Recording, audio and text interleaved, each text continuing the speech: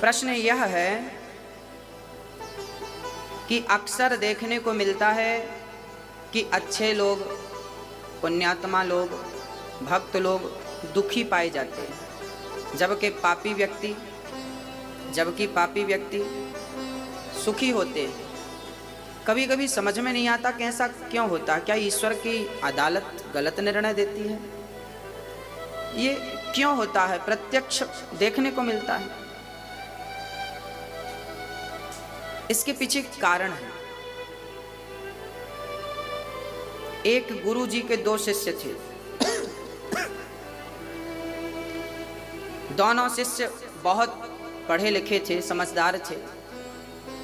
एक शिष्य की आदत जरा गंदी हो गई थी और एक शिष्य तो रोज सत्संग करता था। जहां कथा हो जाए दौड़कर पहुंच जाता, कथा भी सुनता, कीर्तन भी करता और मस्ती से अपना भगवत प्रेम बढ़ाता।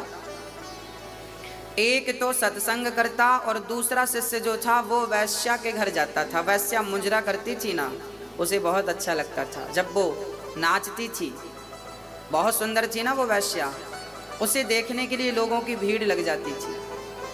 आपने भी देखा होगा, आज भी गांव में कथा भागवत सुनाने, अभी हम कथा सुनाने गए थे बिहार में, तो वहाँ लोगों ने बताया कि महाराज जी कथा में इतनी भीड़ नहीं है, इन गांव वालों को पता बस चल जाए कि कोई नाचने वाली आई है तो सबसे ज़्यादा बूढ़ों की भीड़ लगती है।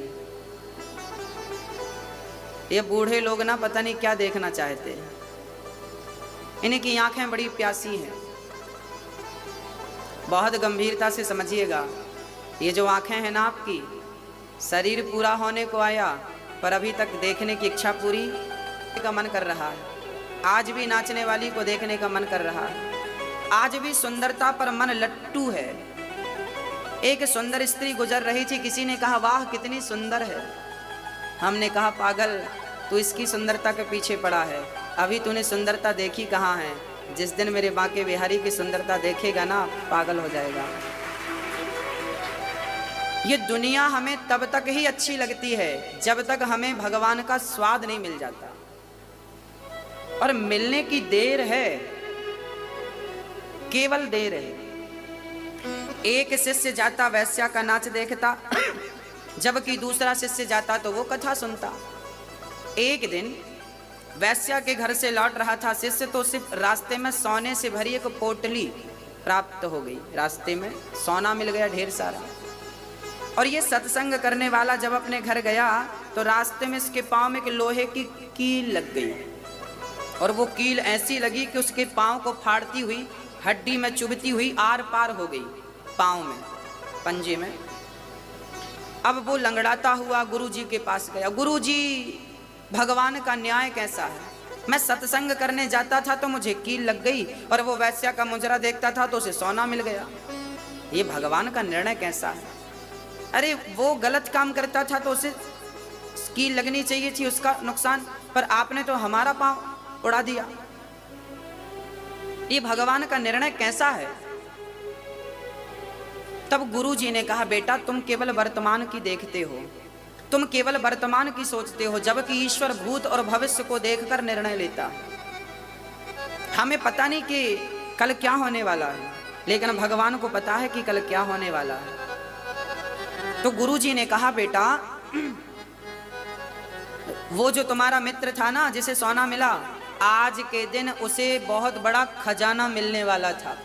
आज के दिन वो राजा बनने वाला था, पर वैश्या का संग किया, समय का दुरुपयोग किया, उसका पुण्य क्षय हो गया। और भगवान ने कहा कि इसे राजा बनना था, क्योंकि पिछले जन्म में इसका पुण्य ज़्यादा था, इसे राजा बनना था, पर वैश्या का संग कर करके इसने सारा पुण्य खत्म कर लिया। इतने से सोने से इसे तसल्ली करनी पड़ेगी। और तुम्हें आज के दिन तुम्हें मौत आने वाली थी, आज तुम्हारे जीवन का अंतिम दिन था, पर तुम भगवान की कथा से जुड़े थे, कीर्तन और सत्संग से जुड़े थे, तो भगवान ने आपकी मृत्यु को एक लोहे की कील में तब्दील कर दिया। ये परमात्मा का निर्णय है जो सब समझ नहीं पाते, सबके बस की बात नहीं है। जीवन में जब दुख आए, जीवन में आपके, मैं आपसे बात कर रहा हूं, आपके जीवन में जब कोई भी दुख आए तो समझ लेना कि ये आपकी बहुत बड़ी, आप यदि ईश्वर से जुड़े हैं तो आपका बहुत बड़ा संकट परमात्मा ने छोटा सा करके निकाल दिया। बहुत बड़ा संकट। ईश्वर का धन्यवाद हमें देना चाहिए, ईश्वर का शुक्रिया अदा करना चाहिए। कुछ भी हो सकता है, इसलिए हर व्यक्ति नेगेटिव ना सोचे, पॉजिटिव सोचे, सकारात्मक सोच रखे। जब आप अच्छा सोचते हैं तो आप अच्छे बनते हैं, आप नकारात्मक सोचते हैं आप बुरे बनते हैं।